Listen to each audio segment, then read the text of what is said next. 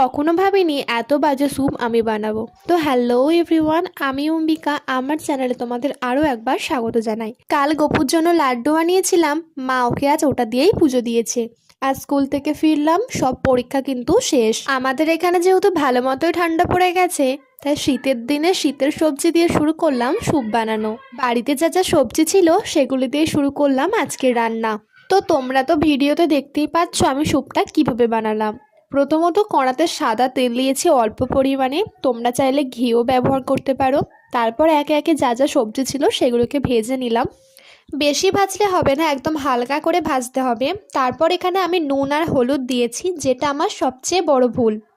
স্যুপে কিন্তু হলুদ দিতে নেই, যেটা আমি দেওয়ার পর জেনেছি। তারপর জল দিয়ে সেদ্ধ করে নিলেই কিন্তু স্যুপ একবারে তৈরি হবে। তবে হ্যাঁ, খেতে কিন্তু বাজে হয়নি, ভালোই হয়েছিল।